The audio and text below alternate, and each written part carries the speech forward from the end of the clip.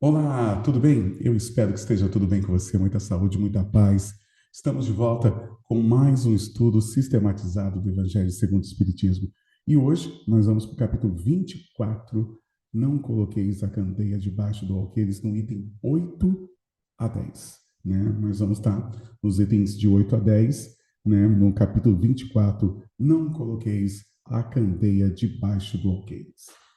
Em primeiro lugar, é um prazer mais uma vez estar aqui contigo nesse estudo. Não importa onde quer que você esteja, não importa o lugar, o ambiente ou o dia da semana que você está assistindo esse vídeo, ou se você está vendo agora em tempo real, né, nesse domingo. Mas o mais importante é que todos nós estamos unidos sempre no processo de aprendizado, sempre buscando cada vez mais conseguir entender um pouco desse evangelho, entender um pouco do que nosso governador do orbe, nosso Cristo, esse espírito evoluído, essa grande alma, esse grande mestre que passou por aqui, trouxe para cada um de nós as suas lições, os seus exemplos e a sua forma de fazer com que cada um de nós conduza a nossa vida da melhor forma possível. E hoje, em especial, nós vamos falar um pouco sobre isso, sobre essa busca que nós fazemos, não só pela gente, mas pelo próximo também. Que muitas vezes no nosso dia a dia, nós queremos estar com pessoas que talvez seja fácil de estar, com pessoas que seja fácil de até você conseguir falar um pouco da sua filosofia de vida, do que você acredita, né? E o evangelho de hoje ele fala um pouco sobre isso, da gente buscar aqueles que muitas vezes na nossa concepção são difíceis, mas no fundo do fundo são pessoas que realmente precisam e não conhecem o evangelho. No nosso dia a dia, é lógico que nós convivemos com pessoas que não conhecem o Evangelho, que não têm noção, né? E... Mas são pessoas boas também. Porque muitas vezes a gente acredita que tudo está conectado dentro de um único processo de textos, mas não. O Evangelho, ele é também rede viva, é uma rede de relações, uma rede de busca de ética, de moral e de melhoria contínua da nossa vida, né? E isso é muito importante para todos nós. É importante a gente acreditar nisso, a gente saber que o nosso cotidiano ele pode ser pautado no Evangelho de acordo com as nossas ações, de acordo com as nossas atitudes, de acordo com aquilo que a gente tenta transformar na nossa vida. E eu acho que a cada estudo que a gente tem aqui, principalmente esse estudo sistematizado no Evangelho, ele busca também, de uma certa forma, trazer para a nossa vida uma reflexão sobre os nossos atos, condutas, relações, sobre os nossos sonhos, desejos, perspectivas de vida. Se tudo isso está pautado dentro de uma bondade, ou se tudo isso está pautado dentro de uma grande descoberta, por exemplo, do nosso íntimo, da nossa intimidade. Isso é muito importante. Bem, vamos compartilhar então o evangelho de hoje, lembrando que hoje nós estamos, né, no evangelho, no capítulo 24, no item de 8 a 10, né? Vamos lá. Compartilhando tela, vamos compartilhar a tela para que a gente possa ver junto o texto de hoje. Texto maravilhoso. O texto por si só ele já se explica, né? Ele já traz assim uma reflexão muito importante. Deixa eu só aumentar um pouquinho aqui para ficar bem legal para a gente, tá? Então hoje nós vamos começar aqui. Não vades ter com gentios, né? Isso dá uma certa confusão. Nós estamos no capítulo 24, né? Como eu disse, isso dá uma certa confusão. E esse capítulo é muito interessante, porque se a gente for pensar no capítulo 24, né, não ponhais a candeia debaixo do alqueire, né, ou seja, você não deixar que ninguém não veja a luz, né? Nós temos aqui e essa parte do capítulo 1 maravilhosa também, aliás, do item 1. E agora nós vamos entrar no item 8, não vades ter com os gentios, né? Ele usa um versículo, né? Kardec ele traz um versículo de Mateus e, e esse versículo, ele de uma certa forma, ele fala um pouco sobre o título. Vamos lá. Jesus enviou seus 12 apóstolos depois de lhe haver dado as instruções seguintes: não procureis os gentios e não entreis nas cidades dos samaritanos. Ide antes em busca das ovelhas perdidas da casa de Israel. e nos lugares onde fordes, pregai, dizendo que o reino dos céus está próximo. Vamos lá. De uma certa forma, nós tínhamos já, naquela época, aqueles que já estavam dentro de uma certa fé. Na fé, né, que Moisés também havia se preparado anteriormente. Mas tinham aqueles que não queriam e que não sabiam nada sobre, né, as profecias que Moisés trouxe, a vinda do Messias. Ou seja, não sabia da boa nova, mas acreditavam em outras coisas ou não acreditavam em completamente nada. Por isso, a questão: não entreis na cidade dos samaritanos, em busca das ovelhas perdidas da casa de Israel, nos lugares onde fordes, pregais, dizendo que o reino dos céus está próximo. É interessante que a espiritualidade ela faz a seguinte reflexão.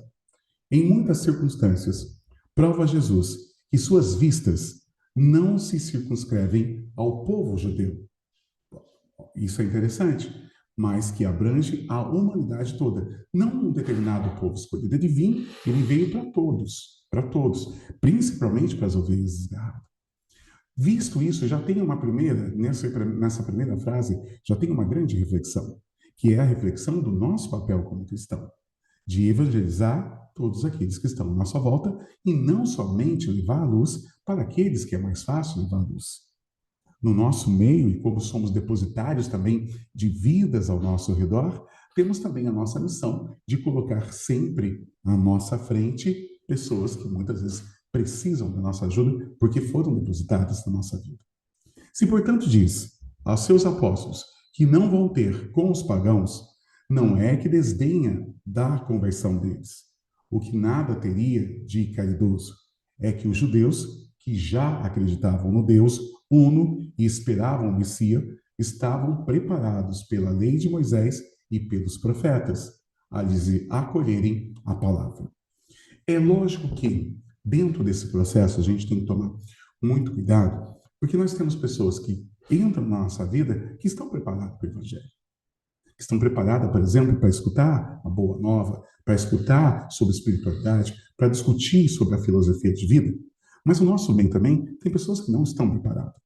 Daí, olha só, com os pagãos, até mesmo a base faltava. Estava tudo por fazer e os apóstolos não se achavam ainda bastante esclarecidos para tão pesada tarefa.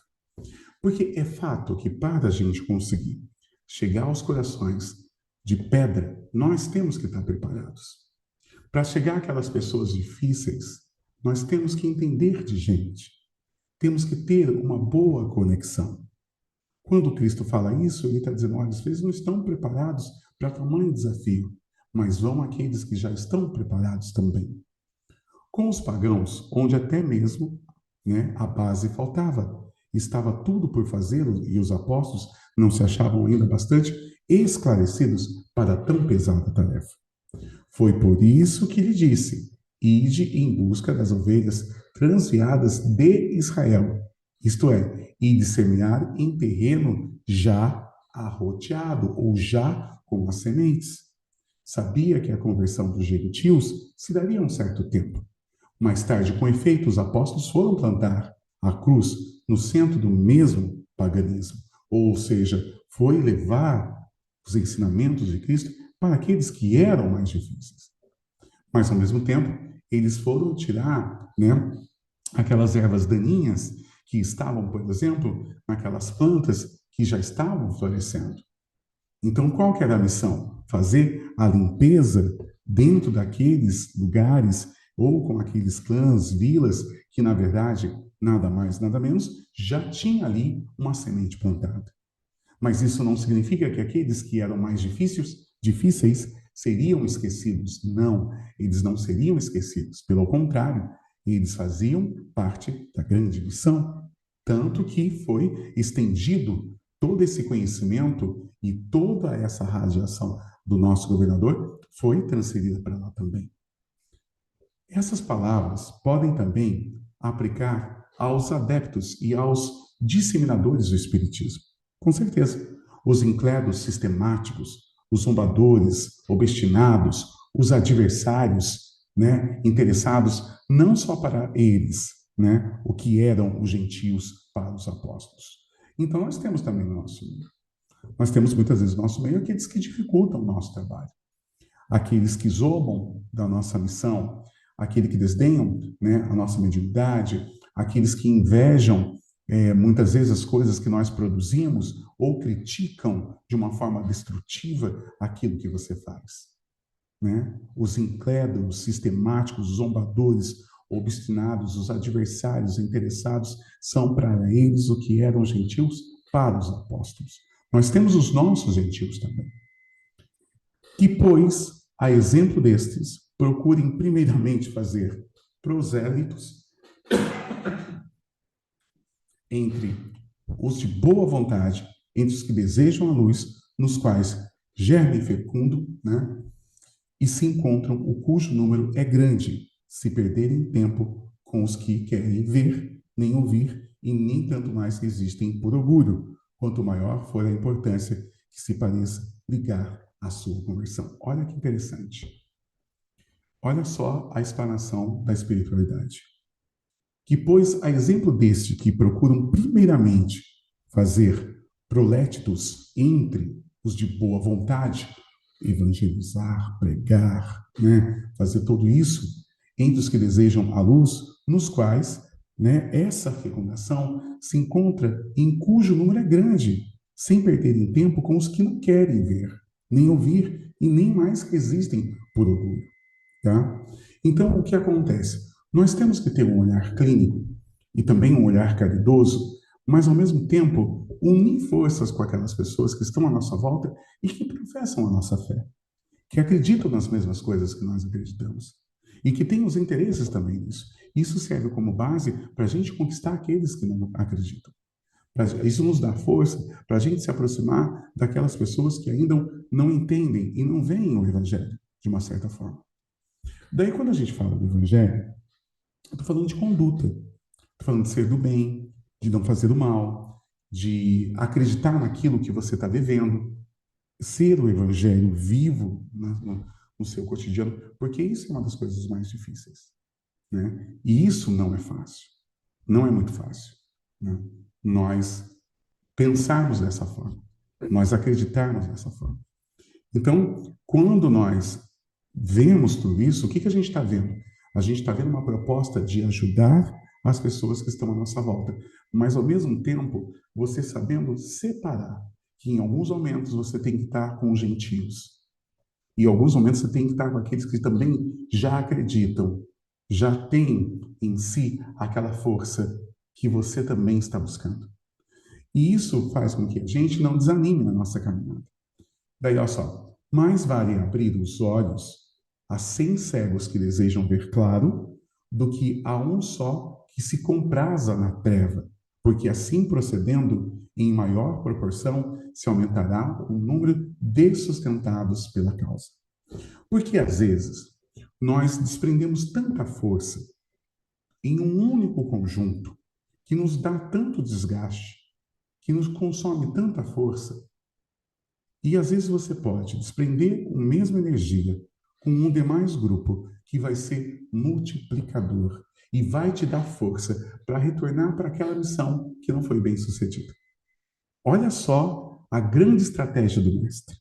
Eu busco força, eu busco magnetismo, eu me potencializo com essas pessoas que vão trocar essa energia comigo, que professam a mesma visão, que estão dentro da mesma busca de filosofia, e eu fico abastecido, e logo eu posso ir para o front, enfrentar algo mais tenebroso ou mais difícil, mas porém abastecido com o Evangelho. Porém, abastecido dentro dessa grande solidariedade do Evangelho, né? Solidariedade da espiritualidade. E olha só, deixar tranquilos aos outros não é dar mostra de indiferença, mas de boa política, de boa relação. Porque vai ter um momento que ele vai precisar e vai ter um momento que a própria espiritualidade vai te ajudar a chegar próximo daquele que você precisa chegar. Mas para isso você tem que estar abastecido e preparado.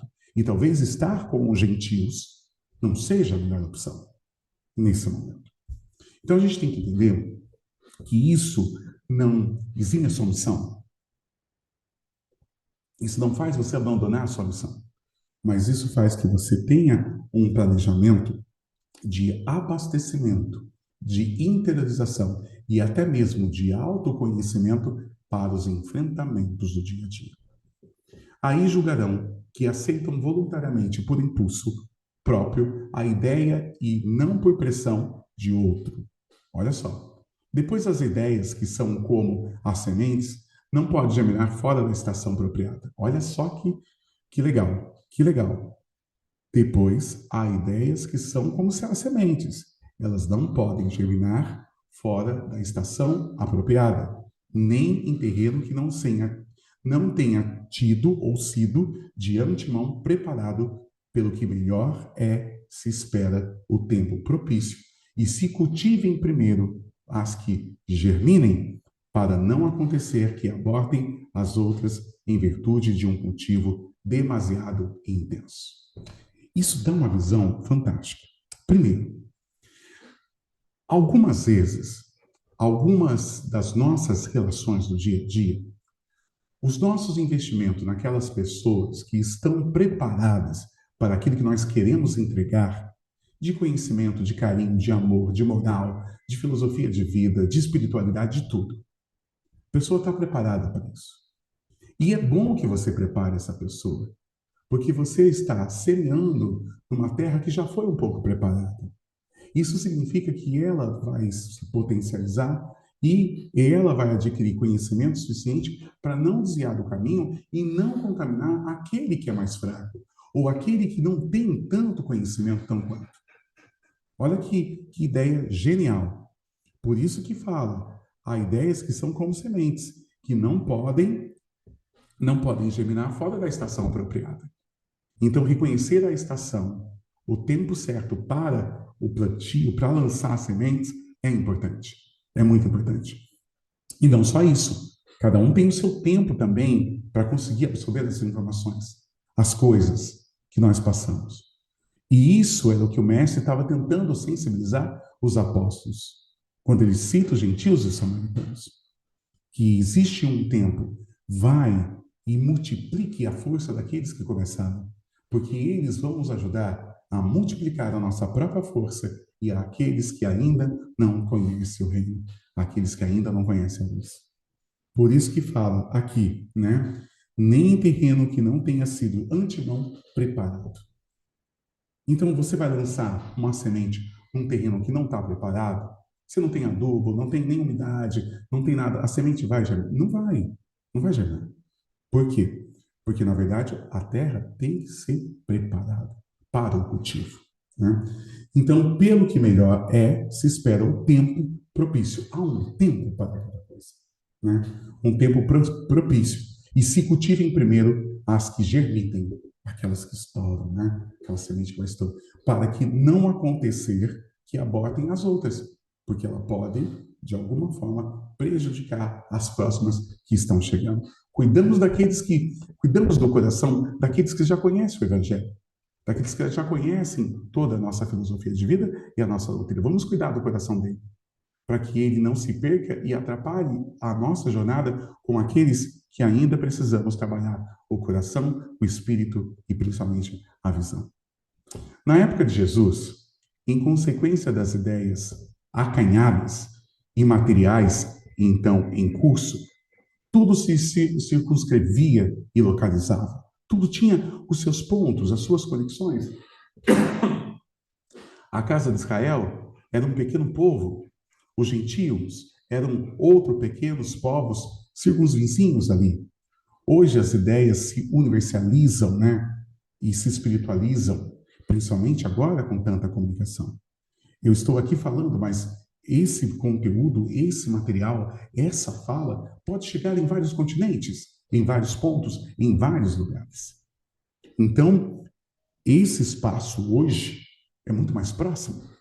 Essas circunvizinhanças, vamos dizer assim, esses círculos vizinhos são muito mais próximos. Hoje as ideias se universalizam e espiritualizam. A luz nova não constitui privilégio de nenhuma nação. É verdade. Tanto que o catolicismo está em todo ponto, o espiritismo está em vários pontos do mundo, o budismo, hinduísmo, né? Todas essas filosofias, religiões, doutrinas, elas se espalharam por todos os continentes. Mais ainda. Então não tem, né, um espaço delimitado, isso é teu, aqui é seu. Não. Hoje, com toda essa mobilidade que temos virtual e ao mesmo tempo física, conseguimos estar em todos os pontos. A luz nova não constitui privilégio de nenhuma nação. Para ela, não existem barreiras. Tem o seu foco em toda parte e todos os homens são irmãos. Todos somos irmãos. Cada um está num tempo de conseguir fazer uma leitura. Outro está no tempo. Talvez ele consiga ler só um parágrafo. Outro consegue ler 2. Outro consegue ler o livro inteiro. Cada um no seu tempo de conseguir se alimentar de uma certa espiritualidade. Isso é perceptível no dia de hoje. Muitas pessoas buscando a espiritualidade de várias formas, buscando o autoconhecimento, a expansão da consciência e a elevação do magnetismo, do seu campo energético. Todos estão hoje, de uma certa forma, tentando ficar bem nesse mundo colapsando com informações, com falta de ética, falta de moral, problemas econômicos, políticos, uma série de coisas. Então, essa é a grande busca. E o Evangelho é para todos os homens são todos irmãos. Mas também os gentios já não são um povo, são apenas uma opinião com que se topa em toda parte, de qual a verdade triunfa pouco a pouco. Como o paganismo triunfou o cristianismo. Existem etapas para a gente conseguir até, né, ter a concepção de fé. Dentro do próprio catolicismo, teve etapa, né? O cristianismo ele teve as suas etapas, que ele sai da base das casas de pedras, vão para as casas escondidas, depois para templos, e ali se multiplica uns estilos, dogmas e muito mais coisas. Então, isso é o passo a passo. E, né, o trabalho com os gentios é um passo a passo. A interiorização é um passo a passo. Já não são combatidos, né? Já não são combatidos com armas de guerra, mas com a força da ideia e do pensamento, né? Então a gente percebe que o evangelho de hoje, ele navega dentro dessa concepção da nossa participação na divulgação, não só do evangelho, no nosso envolvimento, no nosso testemunho vivo, e principalmente da gente conseguir galgar força para as nossas continuidades, para os nossos trabalhos, para as nossas lutas do dia a dia. Chico Xavier, num livro Vida entre o Céu e a Terra, que tem ali autores diversos, lá no capítulo 14, com um título chamado A Caridade, ele fala o seguinte: a caridade é o amor divino, nas suas mais excelentes manifestações. Então, essa relação ela é divina.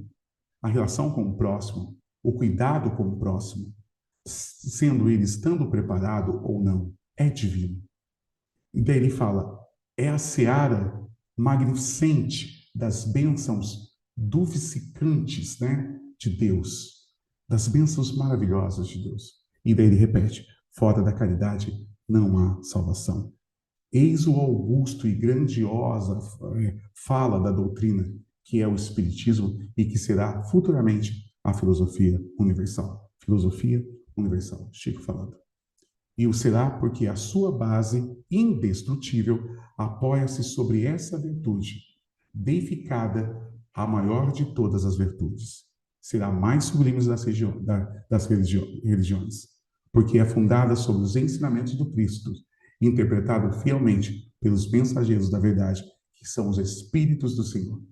A caridade, ela é luz fulgurante que se anima no âmago dos corações daqueles que são verdadeiros discípulos do Mestre. Somente pela caridade poderemos redimir as nossas almas ergastuladas na terra. Só essa virtude sacrossanta, anjo puríssimo de amor, será o nosso guia verdadeiro, iluminando a estrada do bem que devemos trilhar. Só ela nos fará sentir a felicidade sem mescla, sem mescla, né? Prodigalizando-nos os seus aflúvios doces e suavizando as dores da nossa alma, preparando para a excelsa aventura de uma vida melhor, onde os anelos frequentes dos nossos espíritos, fortificados pela esperança, serão realizados para a completa beleza do ideal insatisfeito na Terra. Perfeito. Percebe que a caridade, ela é uma grande fonte de energia, uma grande fonte de transmutação para o anúncio não só da boa nova, mas para a elevação do nosso espírito. Para a elevação do nosso espírito. Por isso que, né, lá no item 10, ele diz assim: os incrédulos, sistemáticos, zombadores, né, os obstinados, os adversários, eles são muitas vezes para nós esses gentios. Mas a gente tem que ter o exemplo, procurar primeiro fazer, primeiro a vontade daqueles que estão preparados para nos ajudar e não esquecer esses. Não faltar com a caridade com esses também. Mas entender que ele tem um tempo, como o próprio Evangelho de hoje disse, de você colocar sementes e essas sementes se tornarem frutos, árvores, crescerem, germinarem. Né? Então, isso é muito, muito, muito forte no Evangelho. Por isso que Jesus, quando ele envia os apóstolos, ele diz: não procurei os gentis e não entreis nas cidades dos samaritanos. Ide antes em busca das ovelhas perdidas da casa de Israel, porque lá já tinha vestígios do conhecimento do Evangelho e principalmente daquilo que Cristo tinha como missão. Mas por quê? Para fortalecer. Para fortalecer. Eu abri o texto já dizendo, né, a não exclusão desses. Mas agora nós estamos construindo um conceito de que nós temos que trabalhar ao mesmo tempo com aqueles que estão preparados e aqueles que não estão, mas nos fortalecemos em conjunto com aqueles que estão preparados, né? Por isso que ele fala: Deus uno e inspiravam Moisés, estavam preparados pela lei de Moisés e pelos profetas. Eles estavam preparados. Então seria, de uma certa forma, algo construtivo, né? Então, de uma certa forma, a gente consegue fazer tanta reflexão. Eu queria encerrar parte do meu comentário de hoje com um texto, que é uma história, na verdade, né, de Bezerra. Uma história bem conhecida que fala assim: a caridade. Quem traz essa história é Chico Xavier, né? E, salvo engano, através do irmão X, né? A caridade. E diz o seguinte: olha o texto. A caridade é o amor divino nas suas mais excelentes manifestações. É a seara magnificente das bênçãos edificantes, né? Desculpa, eu voltei para outro texto, né? Então vamos lá. Agora vou voltar para o texto. A história que eu vou contar chama-se A Diferença, Momentos de Ouros, de autores diversos. É do irmão X, isso, irmão X. Então o irmão X traz essa história de Bezerra, e é uma história muito interessante que vem de encontro a tudo isso, sobre essa luta que nós temos. Porque muitas vezes a gente pensa: tá, eu vou fazer esse trabalho com a espiritualidade, eu vou ajudar as pessoas. Eu tenho dentro de mim força para ajudar as pessoas, de somar força, como o Evangelho diz, com aqueles que compartilham da mesma fé e depois ir trabalhar com aqueles que estão ainda como uma pedra ou que têm uma certa dificuldade de entendimento. Mas no fundo do fundo é uma luta não só para conseguir para com eles que conhecem o Evangelho ou para aqueles que não conhecem o Evangelho, mas existe uma outra luta para você mesmo, para consigo mesmo, né? Que você tem que lutar o dia a dia contra você, contra as nossas más inclinações, né? Peço desculpa pela voz, né? Fiquei sem voz durante a semana, voltou esses dias e estamos aqui firme e forte, tá bom? Vamos lá. Como está a história agora, chama-se A Diferença, está lá no capítulo 12, né? Momentos de Ouro. A reunião alcançava a parte final, E na organização mediúnica, Bezerra de Menezes, ele tinha a palavra. Bezerra estava ali, uma reunião mediúnica, falando e tal. Né? O benfeitor desencarnado distribuía consolações, estava ali consolando, né? Imagina só a vibração, né, de uma reunião dessa e consolando, trazendo, né, os seus ensinamentos, as suas experiências, né? Seria algo maravilhoso, maravilhoso para qualquer um. Quando um companheiro o alvejou com um azedume, ou seja, lança ali algo para dar uma perturbada, né? Ou para, ao mesmo tempo, sacudir o ambiente. Quem já não viveu isso?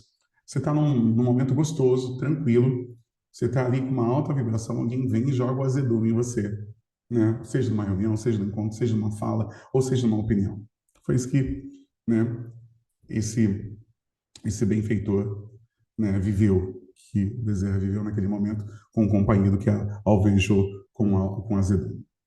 Bezerra, não concordo com tanta máscara no ambiente espírita. Olha só, estou cansado do tartufismo, né, das falsidades, tudo isso. Falo contra mim mesmo. Estou falando de mim mesmo. Posso, por acaso, dizer que sou espírito cristão? Vejo, né, auto-questionando, eu posso dizer que eu sou um espírito cristão? Eu vejo-me fustigado por egoísmo, intolerância, avareza, e venci a desconfiança, né? Ele coloca assim, ó, né? Por egoísmo, ele falo contra mim mesmo, tá? Posso, acaso, dizer que sou espírita cristão? Estou repetindo, porque eu dei uma perdida aqui. Vejo-me fustigado por egoísmo e intolerância, avareza, ciúmes, cometo desatenções e disparates. Então, ele vê que ele tem muita coisa para melhorar. E tem muita coisa para lutar contra, né? Contra o egoísmo, a avareza, o ciúme, né? Ele é desatento, ele fala às vezes coisas que não pensa. Então, ele continua. Reconheço ainda, falando para Bezerra, reconheço-me frequentemente caído na maldade, na maledicência, na cobiça. E ainda venci a desconfiança, né? E ainda não venci a desconfiança. Ele é desconfiado. Nem a propensão para resistir, entendeu? Então, desconfia de todo mundo. Quanto menos espero, né? Chafurdo-me nos erros, eu caio nos erros da vaidade e do orgulho, involuntariamente, sem a minha vontade. Ou seja, isso me domina, Bezerra, me domina, né? Articulo ofensa contra o próximo, a ambição mora comigo, e é por isso que agrido os meus semelhantes com toda a força de minha brutalidade. A crítica, o desrespeito, a maldade e a ambição me seguem constantemente. Posso declarar-me espírita com tantos defeitos? Olha só, ele falou um monte de coisa, vai dizer. O venerável orientador espiritual respondeu, né? Agora Bezerra vai responder para ele. Eu também. Nossa, pensou? Deve ter sido um choque, né? Porque é uma resposta que a gente não esperava de Bezerra. Eu também, meu amigo. Eu ainda estou em meio de todas essas mazelas e sou espírita cristão. Como assim? O consulente falou. Como assim? Agitado, né? Eu também acho que eu ficaria, né? Como assim? E daí Bezerra continua. Perfeitamente, concluiu Bezerra, sem alterar-se. Todas essas qualidades negativas ainda me acompanham. Só existe, porém, um ponto, meu caro, que não posso esquecer. É que antes de ser espírita cristão, ou melhor, antes de ser espírita cristão, eu fazia força para correr atrás de todas elas. E agora que sou cristão e espírita, faço força para fugir de todas. E sorrindo, como vê, há muita diferença. Né? E ele sorriu dizendo, e como vê, há muita diferença. Não é lindo isso? Maravilhoso? Então, isso diz o seguinte, que essa luta, ela também acontece dentro de nós. Existem alguns gentios dentro de nós que precisam ser lapidados. Eu tenho que, às vezes, entrar dentro da casa dos samaritanos dentro de mim, para conseguir trabalhar algumas coisas também, tanto para estar com aqueles que já conhecem, que já são da casa de Israel, quanto para os gentios. Então, existe também uma transformação interior que precisa também acontecer dentro de mim. E como? Um passo de cada vez, mas sempre indo para frente, né? Como diz Chico. Sou como uma lesma, mas sempre para frente. Eu estou rastejando, mas sempre para frente. Tenho foco e a direção em ser do bem, em elevar a sua moral. E sempre, como Santo Agostinho, eu acho formidável, a gente sempre fala isso porque é uma grande referência. O exame de consciência, no final da noite. O que eu fiz com o próximo, eu gostaria que ele tivesse feito para mim. A ação que eu tive com o outro é a mesma que eu gostaria que tivesse comigo. Perceba, então, que nós temos aí algo muito importante de reflexão anterior. O texto de hoje volta a falar, ele não traz somente uma reflexão de dois universos, de dois públicos, mas ele exige também nosso burilamento para que a gente tenha condições de, ora, estar em ambos os oceanos. Em ambos os oceanos. Bem, o Evangelho de hoje é maravilhoso, né? Eu espero ter contribuído com você. Eu espero, assim, que você realmente reflita todas essas oportunidades que são depositadas na sua vida de ser melhor e de fazer o melhor, não só para você, mas para todas as pessoas que estão na sua vida, para todas as pessoas que fazem parte do seu dia a dia. Que você seja uma página aberta do Evangelho, nas suas decisões, nos seus atos, na sua conduta. Isso é o mais importante. Isso é o mais importante. Bem, de qualquer forma, que Jesus nos abençoe hoje e sempre.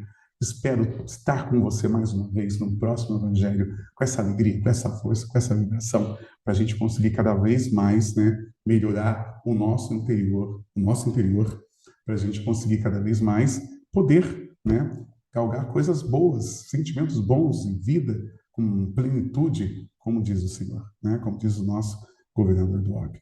Que o nosso Cristo, nosso Mestre Jesus, te abençoe hoje e sempre e até o próximo estudo sistematizado do Evangelho segundo o Espiritismo. Um abraço de Marcos Cuba, da casa de Eurípides Barçanufo, de Pindamonhangaba. Te vejo no próximo Evangelho. Gratidão sempre.